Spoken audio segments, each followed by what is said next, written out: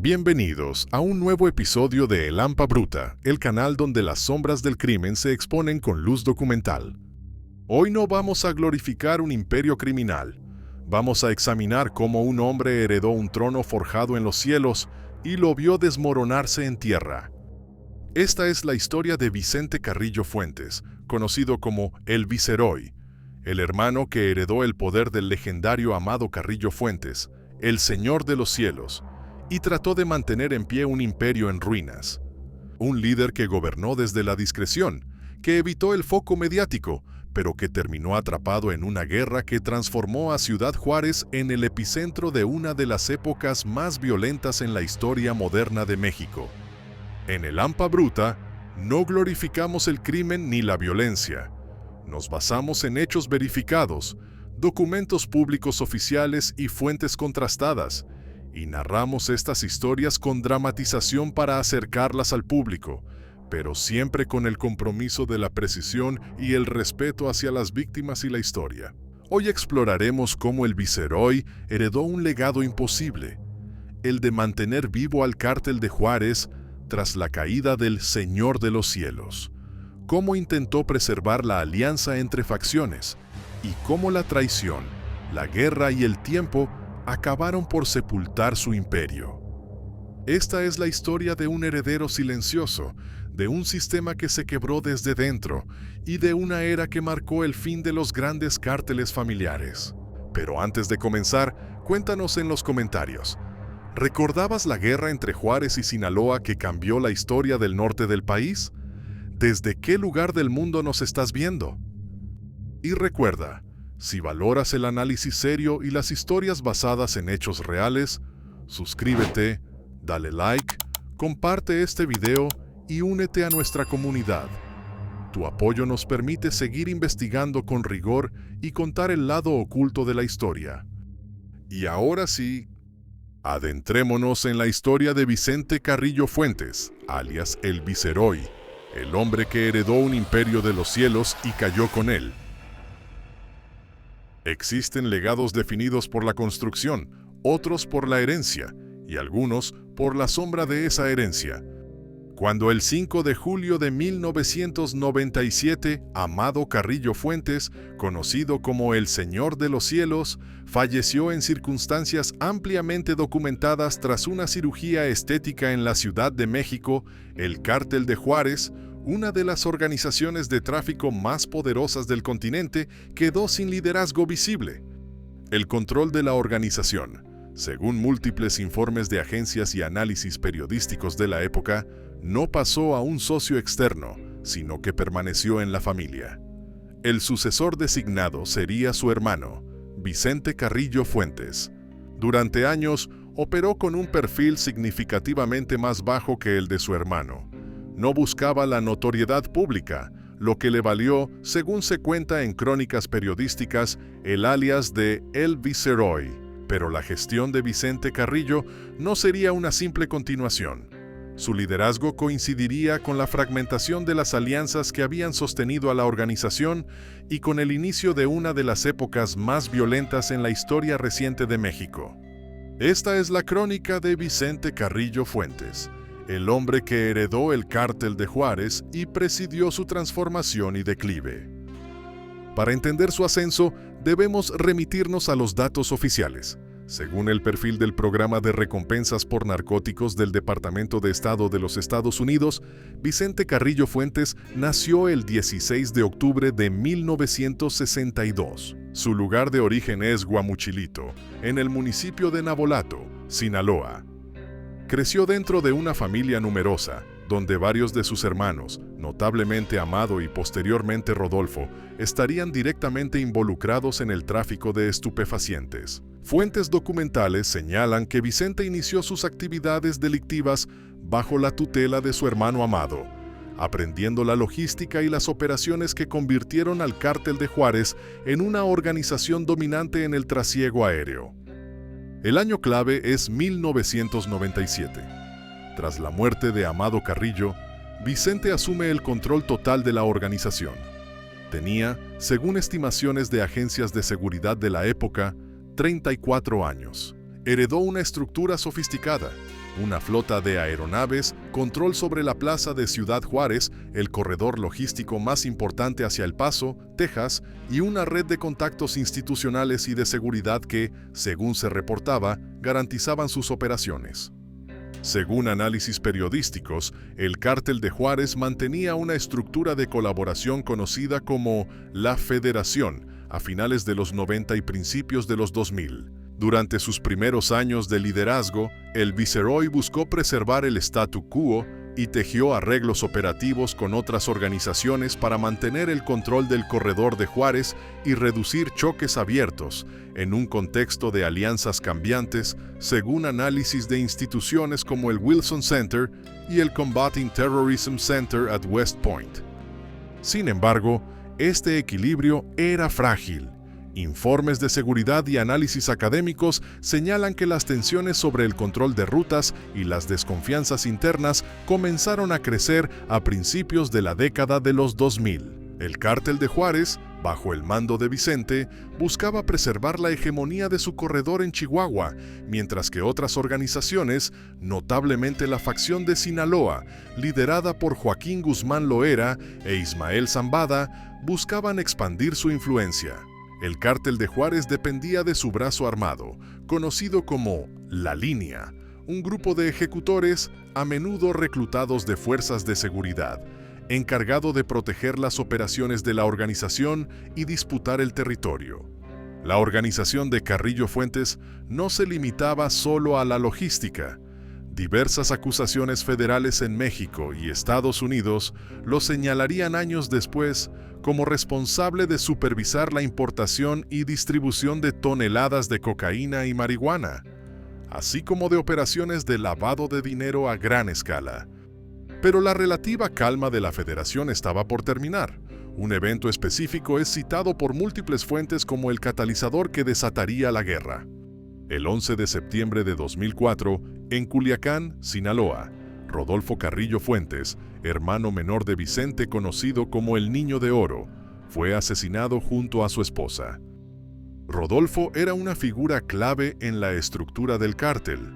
Según crónicas periodísticas y análisis de seguridad, su asesinato fue interpretado por Vicente Carrillo Fuentes como una traición directa de sus socios en la Federación, específicamente de la facción de Sinaloa. Fuentes diversas señalan que este evento marcó el colapso de la alianza. La respuesta fue inmediata. Pocos meses después, en diciembre de 2004, Arturo Guzmán Loera, hermano de Joaquín Guzmán, fue asesinado en el penal de La Palma.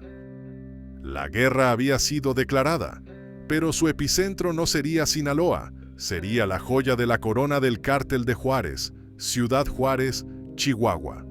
Como han señalado investigaciones del Instituto Igarapé, 2004 marcó la ruptura, mientras que entre 2008 y 2011 representó el pico de violencia en Ciudad Juárez. Entre 2004 y 2007, la violencia aumentó, pero fue a partir de 2008 cuando la disputa por Ciudad Juárez escaló a niveles extremos. El Cártel de Sinaloa, a través de sus propios brazos armados, lanzó una ofensiva total para arrebatarle a el Viceroy el control del corredor de Juárez. La ciudad fronteriza se convirtió en el escenario de una guerra urbana. La Línea, el brazo armado de Carrillo Fuentes, se enfrentó a las células enviadas por el Cártel de Sinaloa. Esta disputa no solo involucró a los cárteles, coincidió con el despliegue de operativos federales y militares en la zona, creando un conflicto de múltiples frentes. El periodo entre 2008 y 2011 es documentado por múltiples fuentes académicas y periodísticas como el pico de la violencia. Ciudad Juárez alcanzó cifras de homicidios que la situaron en aquellos años como una de las ciudades más violentas del mundo. La ciudad superó los 3.000 homicidios en 2010, cifra de la Fiscalía de Chihuahua citada por Europa Press. Esta violencia extrema no solo diezmó a las células de ambos cárteles, sino que tuvo un impacto devastador en la población civil. Según se documentó extensamente, la extorsión, el secuestro y el desplazamiento forzado se volvieron prácticas comunes. Durante este tiempo, Vicente Carrillo Fuentes se mantuvo, según reportes, dirigiendo la organización desde la clandestinidad. El Departamento de Estado de Estados Unidos ya había ofrecido recompensas por su captura, y en México era uno de los objetivos prioritarios. La organización de El Viceroy sufrió un desgaste severo, la guerra en dos frentes, contra el cártel de Sinaloa y contra las fuerzas del Estado, junto con la captura o muerte de lugartenientes clave, debilitó significativamente la estructura que había heredado en 1997. Aunque la línea continuó operando, informes de seguridad posteriores a 2011 indicaban que el cártel de Juárez había perdido gran parte de su influencia y que el cártel de Sinaloa había ganado terreno en el corredor de Juárez. El liderazgo de El Viceroy estaba en declive. Las autoridades federales mexicanas siguieron la pista de Carrillo Fuentes durante años. Se reportaba que se movía con un círculo de seguridad reducido, evitando los lujos y las comunicaciones que habían llevado a la caída de otros líderes. Sin embargo, el cerco se estaba cerrando. La operación para su captura fue el resultado de meses de inteligencia, según detallaron funcionarios federales en su momento. El 9 de octubre de 2014, un operativo de la Policía Federal puso fin a la búsqueda. Vicente Carrillo Fuentes fue detenido en la ciudad de Torreón, Coahuila. Los informes oficiales emitidos en ese momento detallaron que el Viceroy fue capturado en un punto de revisión vehicular mientras viajaba en una camioneta, acompañado por un escolta. Para evitar su identificación, Carrillo Fuentes presentó una licencia de conducir falsa. El detalle fue ampliamente cubierto por medios nacionales e internacionales. El documento estaba a nombre de Jorge Sánchez Mejía. Su detención marcó el fin de una era. Aunque el cártel de Juárez y su brazo armado La Línea continuaron operando, la captura de su líder simbólico e histórico, 17 años después de asumir el control, representó el desmantelamiento de la cúpula original de la organización. Tras su captura, el Viceroy fue trasladado a la Ciudad de México. Fue ingresado en el Centro Federal de Readaptación Social número 2, Puente Grande, Jalisco, días después de su detención, según el Siglo de Torreón, y más tarde sería movido a otros penales de máxima seguridad. Comenzaba así el capítulo final de su carrera, el judicial. Un proceso que se desarrollaría en dos países, México y Estados Unidos. En México, Carrillo Fuentes enfrentó múltiples causas penales que se habían acumulado durante años. Su proceso judicial fue largo, pero culminó con dos sentencias condenatorias significativas en el fuero federal. La primera sentencia relevante se dictó el 14 de septiembre de 2021. Un juez federal lo condenó a 28 años de prisión. Según comunicados de la Fiscalía General de la República, los cargos fueron delincuencia organizada, con la finalidad de cometer delitos contra la salud, operaciones con recursos de procedencia ilícita y acopio de armas de fuego de uso exclusivo de las Fuerzas Armadas. Pero el proceso no terminó ahí. En una causa penal distinta, el 30 de octubre de 2022, la Fiscalía General de la República obtuvo una segunda sentencia condenatoria en su contra. Esta vez, fue condenado a 20 años adicionales de prisión, nuevamente por el delito de delincuencia organizada, relacionado con sus actividades al frente del cártel de Juárez. Con esto, su situación judicial en México quedaba sellada. Paralelamente, el Viceroy era requerido por la justicia estadounidense desde hacía más de una década. El Departamento de Justicia de Estados Unidos mantenía acusaciones formales en al menos 2 distritos federales. La acusación más antigua data de 2009 en la Corte Federal para el Distrito Este de Nueva York, en Brooklyn, por cargos que incluían empresa criminal continua y otros delitos de narcotráfico. Esta acusación fue actualizada, Superseding Indictment, en 2019. Además, existía una acusación separada en la Corte Federal para el Distrito Oeste de Texas, que lo imputaba por 46 cargos, incluyendo empresa criminal continua, conspiración para importar y distribuir sustancias controladas y lavado de dinero.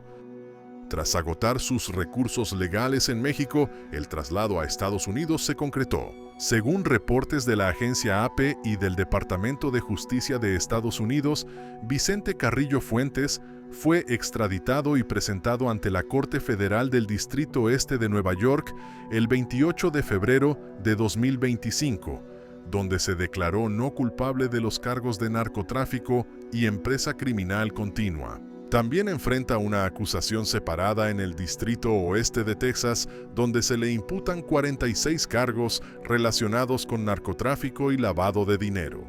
En ambos casos, el proceso judicial sigue en curso. La trayectoria de Vicente Carrillo Fuentes, el Viceroy, abarcó desde la herencia de uno de los imperios criminales más poderosos de los años 90, pasando por la presidencia de una de las guerras más cruentas del narcotráfico en México, hasta su captura en 2014 y su eventual extradición. Su historia es un capítulo central para entender la reconfiguración del crimen organizado en México y el fin de la era de los grandes cárteles hegemónicos.